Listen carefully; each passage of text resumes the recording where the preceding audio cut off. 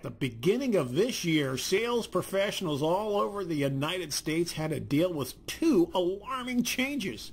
First, they realized that because of the strong economic growth over the last couple of years, well, this year's sales quota or target is amongst the highest it's been in decades. For most of us, that meant we had to get out and generate substantially more revenue from our existing customers.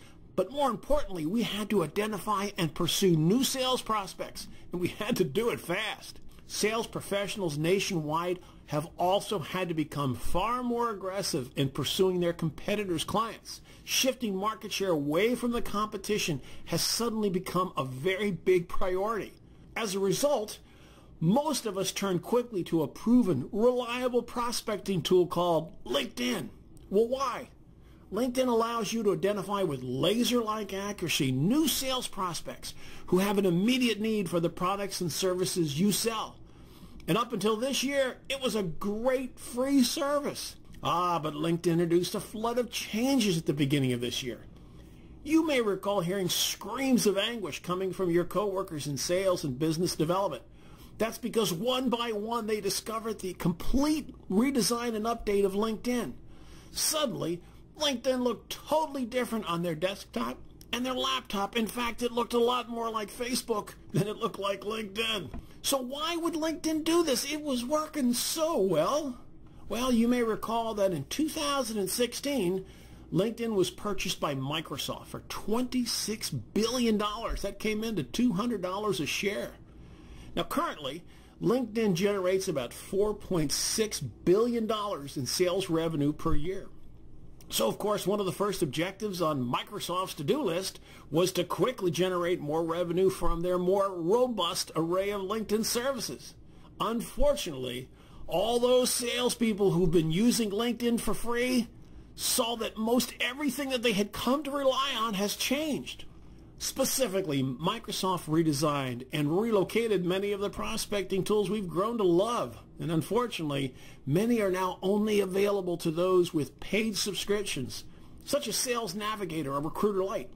In fact, during this year alone, LinkedIn rolled out more changes and upgrades and alterations than they'd done in their combined history.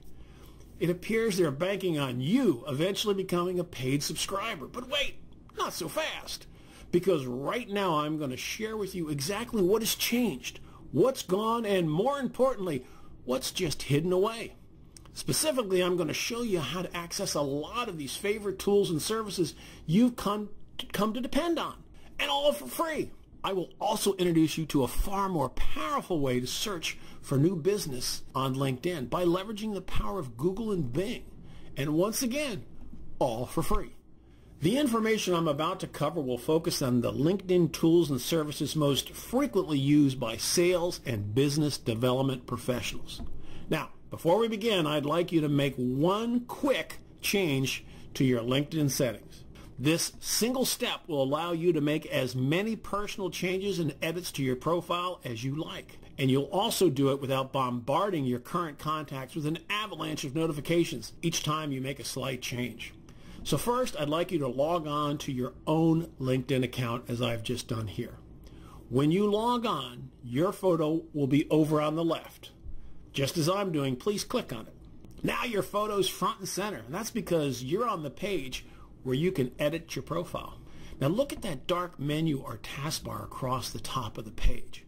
You're going to see another, much smaller photo of yourself, and immediately underneath it is the word Me. Please click on it. A drop-down menu will open up, and yes, it's going to contain yet another picture of yourself, up to 3 now. Under the word Account, right here, you'll see a subheading that says Settings and Privacy. Please click on that. You'll be taken to this page with the big blue header. Under the center column marked Privacy, please click on the subheading entitled Sharing Profile Edits. Just to the right, make sure that this is set to No.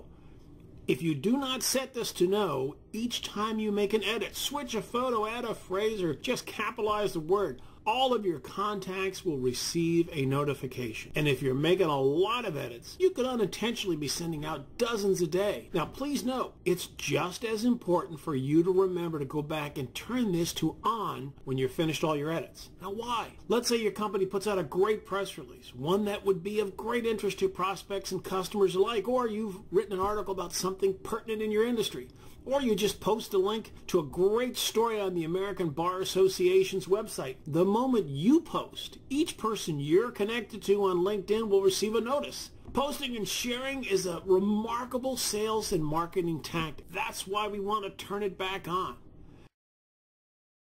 Now that you've gotten some great insight into LinkedIn, it's time to learn the remarkable best practices used by today's best business professionals to leverage LinkedIn to generate new first-time sales, to increase revenue and net profit from their existing clients, and to professionally romance away their competitors' clients.